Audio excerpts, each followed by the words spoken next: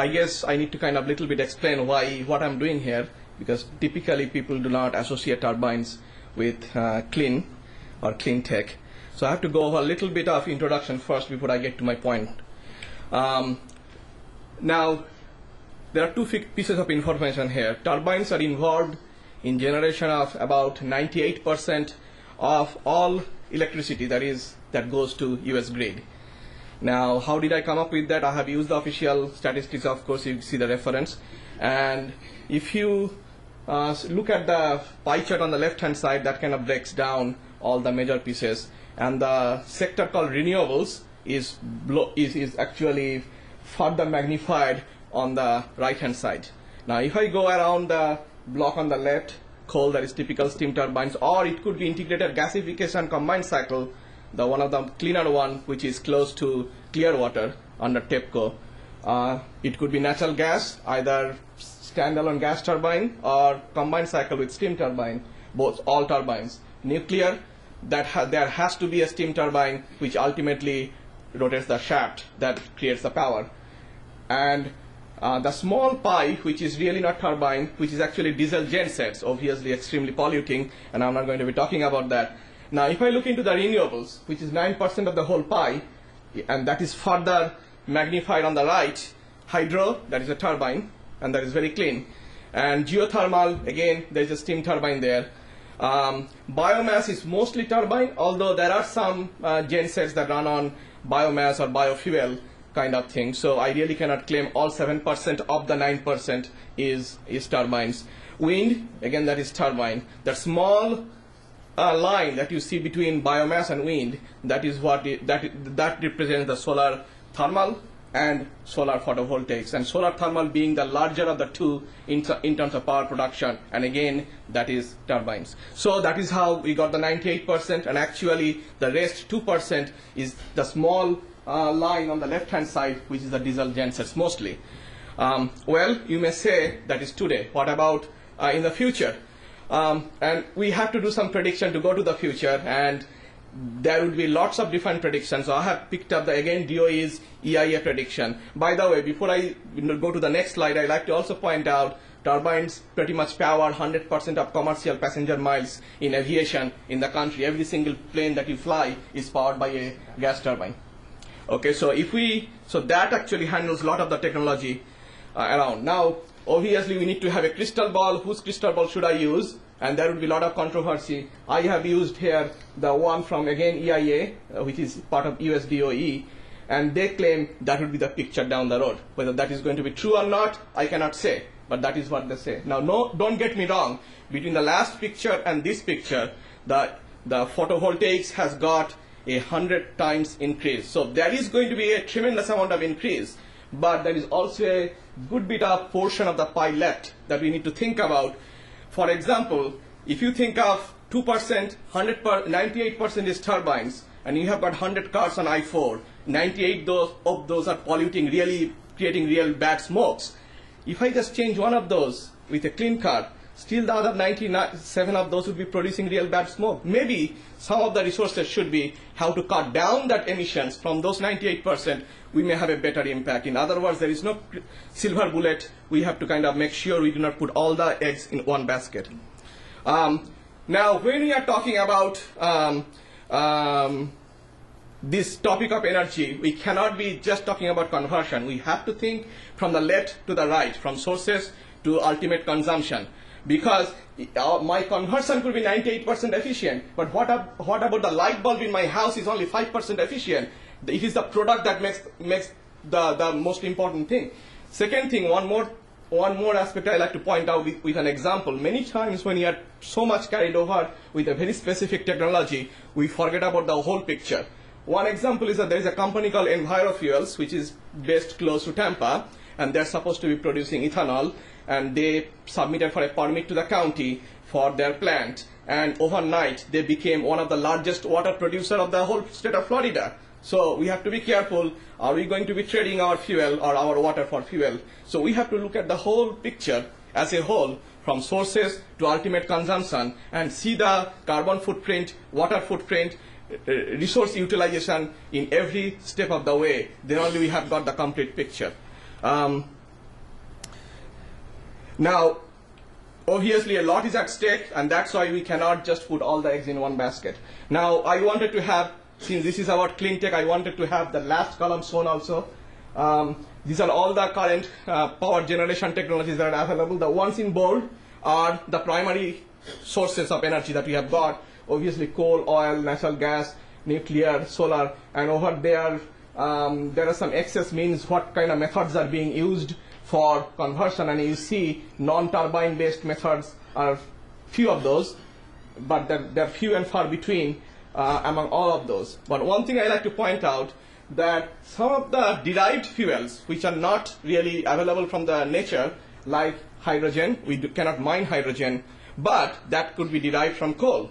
And coal, there are a few hundred years of supply in the country. So what about we take out all the bad stuff, we capture the carbon, we sequester that under the ground and burn pure hydrogen, and we could be powering all those turbines, gigawatt turbines that Florida Power and Light and Progress Energy, they use to supply our electricity. So we don't have to give up too much. We just have to innovate more, create new technology, and that could be done over here. Similarly, syngas, that is basically synthetic gas out of carbon, out of coal, and again, we can probably think about carbon capture technologies that we could do over here. Now that we have talked a little bit of turbines, I'm just going to have a slide what I think this combination of three is what is important to make what we are talking about today, to create new innovations. Obviously, we are here, that basically says that there is lots of those, and I don't have to talk about the bottom pie there, but I'm going to try to say a little bit the industrial foundation that we have to make all of this possible, and the academic institution that actually produces PhDs and masters that actually can innovate, that we are hearing from many speakers so far, that also we have, and I'll be trying to make some cases about the top two pies. Because it is a foundation that really helps. If there is a foundation, it is much easier to build something than if there is none, then we have to innovate a lot more. This is a picture that many of you have seen before. Some of you have seen before. It is with the whole map of US. I have put all the major power generation companies that produce, that people like Florida Power and Light and Progress Energy, who supplies our electricity in our houses. They buy their machines from typically mostly one of those four companies, and three of them are in Florida, two of them are in Orlando. How many times we see such a big concentration of large industrial conglomerates with global reach in one place? That is a big opportunity for us, and we better use it. Now, just if you are arguing about the dollar numbers, they are of their annual report, which are either in Euro or in UN, and those numbers are fluctuating. So you might be targeting whether it's 130 billion or 120 billion, but those numbers are big. And with kind of big numbers to support us, we can really take our technology a whole lot. And if you add up the energy sector of the three companies, by the way, Siemens is across the street from UCF, Mitsubishi is in Lake Mary and in Sand Lake, and Alstom, that they are in West Palm Beach and going through a grand expansion, and Mitsubishi just opened a new plant on Sand Lake Road. So there is a lot of activities happening on those. And if you add up the energy sector of the three, that counts to about 120 billion too, and that is the foundation I'm talking about that we can use to move further. And all of them are investing heavily in this. So we have got a cluster of companies, and we need to use that. Now comes the other side of the whole circle.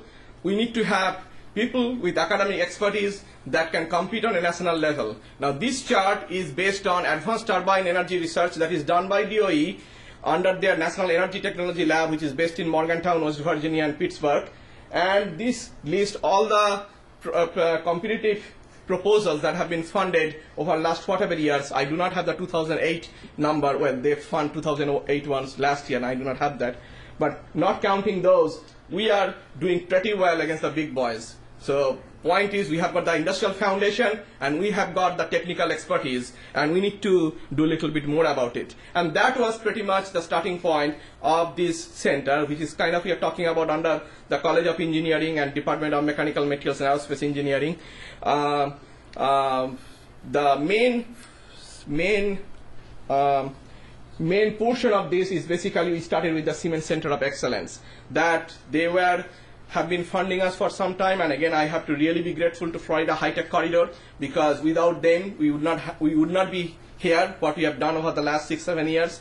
The lab pretty much built up with help from Siemens and help from FHTC, and that really started the whole thing. Then we had a big NASA project that just ended, the SUS of Florida Turbine Initiative, and who is leading that? UCF is leading that among the whole state of Florida. So we are recognized as somebody who can do this turbine and energy systems research in the state of Florida, and probably perhaps more. Now I should also point out Florida Center of Advanced Aero Propulsion, that is one of the 2 newest state-funded Center of Excellence that just got announced, and FCAP is 4 university center. UCF is one of the member of the university of those 4, and that is also kind of related to all this. Now, obviously, the real technology, that is people, that is faculty, and that is the students. I could have gone over each of those boxes and mention all the professors' names, but that would be taking too much time. But the point is, we are capturing a huge amount of expertise, and it is the collection that gives us the niche. It is not one of those boxes.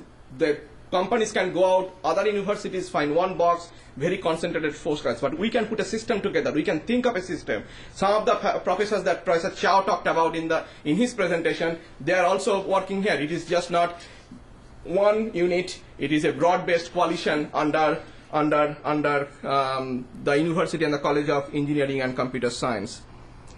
Now, what can we do based on that all?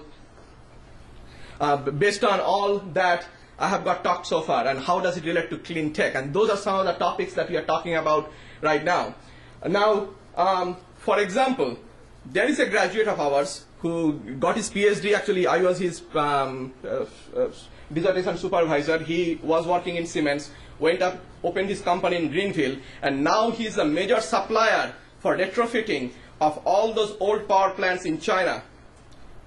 That could be here, meaning we may not have coal, but we can produce a technology that can go all over the world and retrofit all existing and current power plants so that no single carbon goes out to the atmosphere. It is carbon neutral technology, and then somebody else can come up with the technology of what to do with the carbon. It could be, for example, sequestered into the ground. So it could be hydrogen. Well, those are the names in the parenthesis are the primary energy source. So it could be hydrogen turbine with pre-combustion carbon capture. It could be oxy-fuel turbine with carbon capture. Again, I'm not going into the details of the technologies here. It could be retrofit of existing and new plants with post-combustion carbon capture. All the power plant which is on Alafaya, and the coal-based power plant. Well, we can put the carbon capture technology and make it zero carbon, and that carbon could be sequestered into the ground. So that is how we can also have clean tech based on a fuel cells that we have got lots of in this country. It could be offshore wind turbine. For example, the wind requires the same kind of technologies that the boat industry requires. They're composite based. We have got a good bit of boat industry in this state. We can actually use their help to have manufacturing of the wind turbines, and there is some talk going on right now, and some other time that I can mention more about it. We can have solar thermal storage, and all of those, that is where the turbine technology can play a very strong role. Now, basically our next slide is my end slide, and what I would say is that I would end with some paraphrasing Mr. Dandy Zuorn, who is the CEO and president of Siemens Energy over here, and he was present in dedication ceremony of Siemens Energy Center, which just came online earlier of October 8th, and he said in his statement at the end that just the proximity of the companies and UCF, he thinks that there is a potential for us to be the Silicon Valley of energy. He also said that America's energy future will go through Alafaya Trail, and I will paraphrase that statement with one statement, that let us make Alafaya Trail to be America's energy avenue. And that is the end of my talk.